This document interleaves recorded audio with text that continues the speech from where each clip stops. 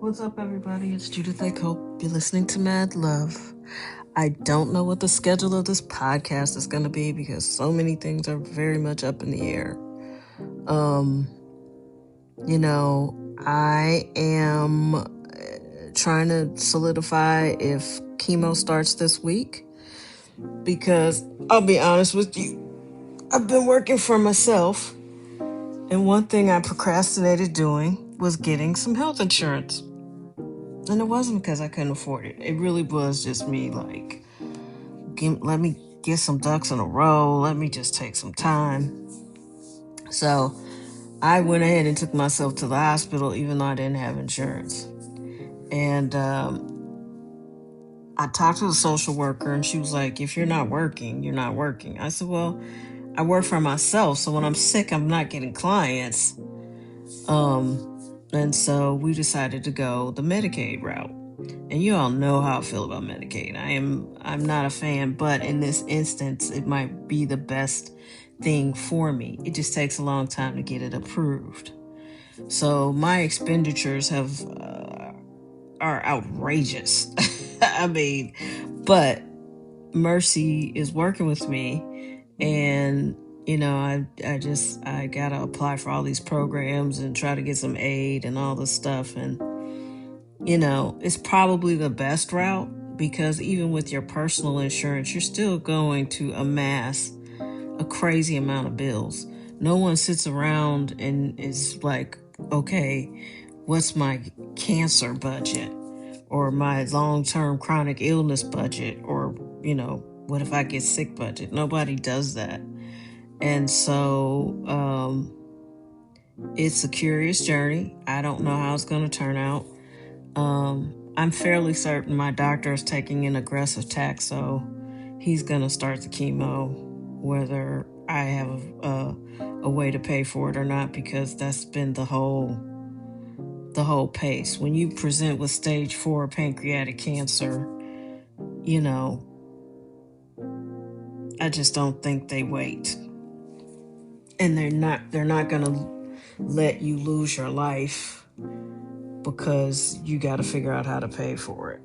You know what I mean? To pay for the health care. This is actually why hospitals exist, I think, now, is because they really understand acute crises. Now, with my mom, I'm showing up with her with, a chronic disease. It wasn't super helpful. Same with my brother. You don't get any real help until the hospice stage.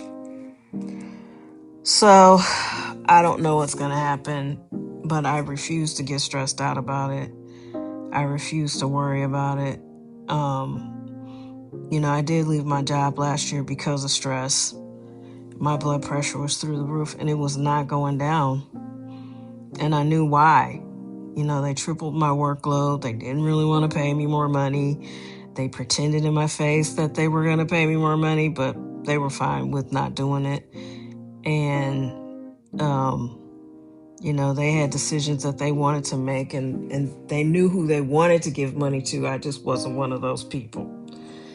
And, folks will hear that and feel some kind of way like, oh, no, that wasn't. But I'm smart. I'm really smart. And I know what makes people do what they do. And I can figure things out. So I don't care what you say to my face. Excuse me. If I can see it, I pretty much, I know what I can see. So, it's no hard feelings. I'm glad I left. It was the right thing for me to do. My blood pressure did go down. I did start losing weight. I did start feeling better until I didn't. And, my brother went into hospice. That was 6 months of stress. Then he dies. I had to clean out his apartment. And these are all things you can't do and work full time. You just can't.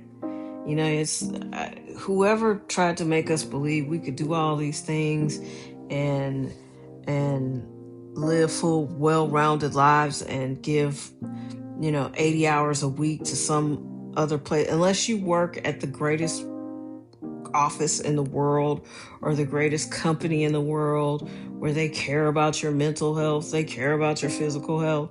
Most of these places don't. They want you to show up and do your job and not complain and take what they give you. And most of them don't know how to manage a staff. So the less you complain, the better off you'll be viewed. But it's not healthy, it's not sustainable, and it's not normal. It's not normal to work these hours and work these, grind them down to your bones. Like, I'm a hard worker. I think maybe a few years under Wesley Bell made me realize, like, this is the first time in my life I regret being a hard worker, because like these people will just work you to death. He didn't care for me, so it was nothing I was gonna be able to do to win his favor. So that's a long story short. If you guys ever want to hear that, and I got some time, I'll share that for sure. But you guys I think you have to look after your health at no matter the cost.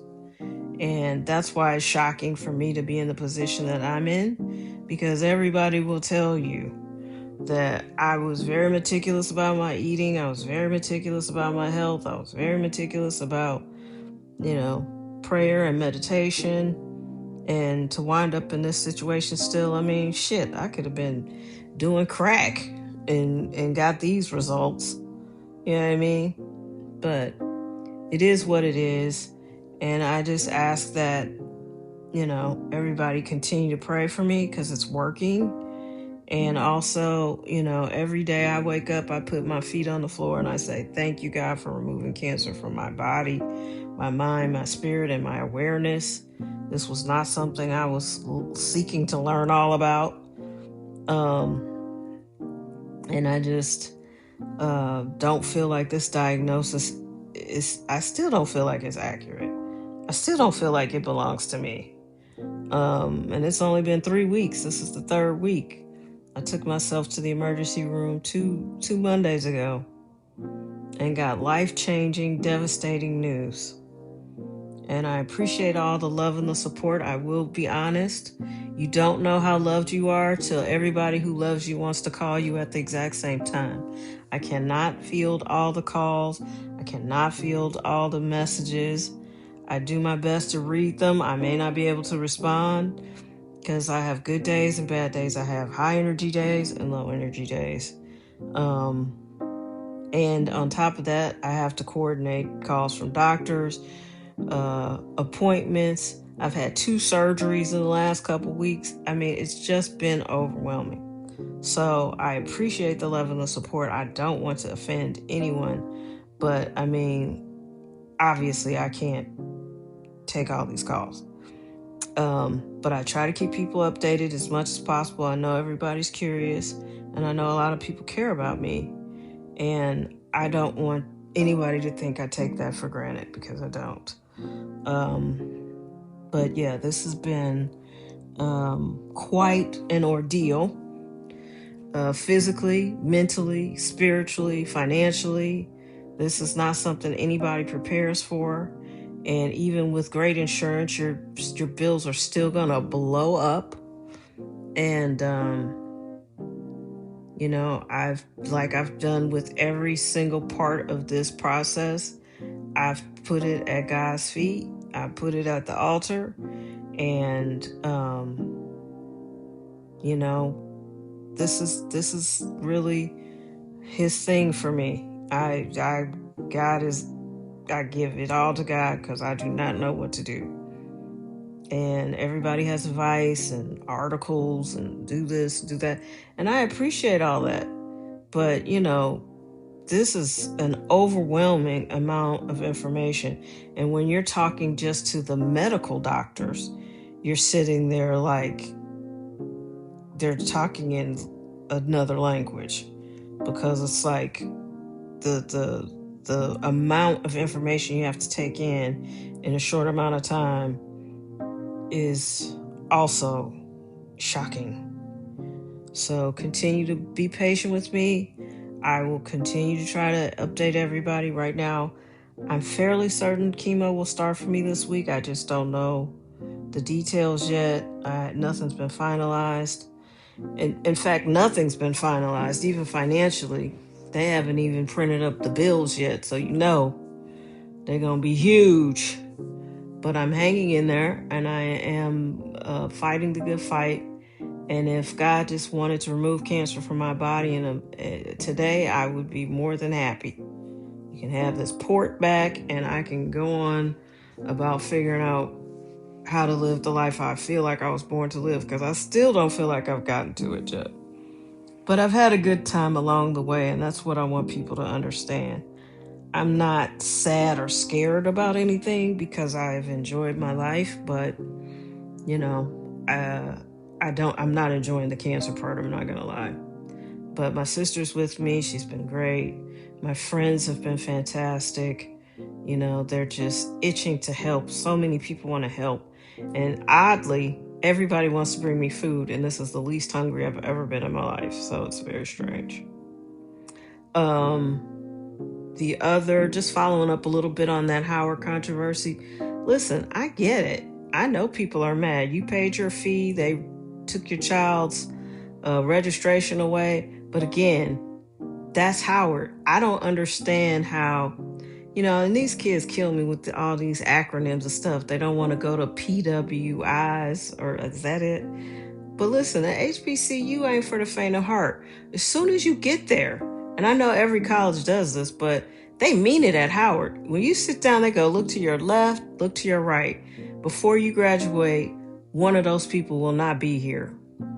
And they weren't kidding. There are people that I spent freshman year with that didn't come back. You learn how to grow up there. And that's what you fall in love with. Because the person I was when I entered at 17 and the person I graduated being were two different girls. I grew up there. I was kind of quiet and shy, and I didn't advocate for myself the way I should have until you spend an hour in the wrong line and then go stand for another hour. That's a true story. I definitely always ask loudly, what's this line for? And I've done that since 1987. You go try to register for classes, and listen, be thankful there's the internet. Before that, we used to have to get up early in the morning, go stand somewhere and wait. And you could be conceivably doing that for the whole morning. I would get there as early as possible. And for me, that was like 7:00. And then you sitting there waiting for them to open. And all y'all just sitting on the floor waiting. Then they come in. And depending on how it was going, you might be there till noon trying to get some classes. And then they were going to go to lunch. And they were unapologetic. Sometimes your financial aid gets screwed up. If you're the type of person that needs to be coddled and have people just be like, hi, sweetheart, how can I help you? You need to probably go to one of them PWIs or somewhere. But you don't need to be a Howard, because I'm promising you, a lot of those people did not like kids. And you'll find the ones who will work with you, and you'll find the ones who will be like, oh, baby, come on over here, let me help you. But they're not the majority. And you're going to find people in the registrar's office, they don't care if your tuition, you don't have the money. I had to go to the financial aid office because my dad lost his job. He was paying out of pocket. That's how cheap it was. And I had to go to financial aid. They hooked me up. But listen, if you think you're just going to have this super great experience and you're going to be loved on because you're Black at a Black institution, you have gotten it all wrong. They are hard on you. And I think that's part of the education. They want you to understand the world is going to be hard on you. I had a professor, I'm telling you, we had a speech class, and she had us, I was probably about a sophomore or junior by that point, and I was in the School of C, which is communications, and I want to say her name was Dr. Clinkscales, and she said, I need you to write these speeches, and you can come in it was a Tuesday, Thursday, so it was a 90-minute class, and she said, I'm going to need you to come in here, and I'm going to record the speeches. Girl, the first two people got up there, they were not impressive. And I think we were kind of all embodying the same energy. Like, yeah, we threw some shit together and you're going to record us. Girl, girl. Y'all, she stopped the camera, stopped the video camera, and she read us the riot act. Like, she ripped us a new one for like 20 minutes. This is Howard University. Y'all come in here unprepared like this? Listen, we love you here, but the world does not love you out there. You got to be twice as good as anybody you come up against. And you come in here unprepared, lackluster, you didn't write good speeches, and I can tell looking at y'all, the rest of y'all haven't done much better. And she went off. And then she left. So, we just sat there because it's like, she gonna be mad if she come back and we gone, or she's just not coming back. But it's better to just sit here and wait her out, because if we leave and she came back expecting us to be here, we'd be in more trouble. So we sat there and we got it together, because Thursday people were up there like, we was giving speeches at the UN or something. But she went off, and she was like, you all want the world, but the world is not Howard University. We love you here, but I expect excellence, and this is not excellent. You all came in here unprepared, and she went off, and we came through. But that's what you're gonna get. Now, if you're the kind of person that gets ripped a new one, and then you have to call your mama, she was yelling at us, Mom, like, you need to pick another school. You just do. Because you got it wrong. You all think Howard is going to be this great place for black people because black people are all that's there predominantly. But you misreading the room. You fall in love with Howard because once you know that you can complete Howard successfully, and that you can come out of your shell and advocate for yourself and get the things you need for yourself there, that's what makes you feel like a winner at Howard.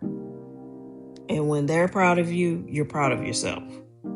So y'all need to rethink what you think Howard is all about. And I've advised a lot of kids about going there. And I'm like, listen, you're also going to be in DC, which it's much cleaner and safer than when I was there. There were no white people living around Howard when I was there. When I lived around Howard, it looked like Thriller. One of my friends, he lived with Puffy in a house, and he and I were going to like make dinner there, and honestly, walking down that street looked like some trash blew across the street, and I was like, the only thing we're missing is Michael Jackson.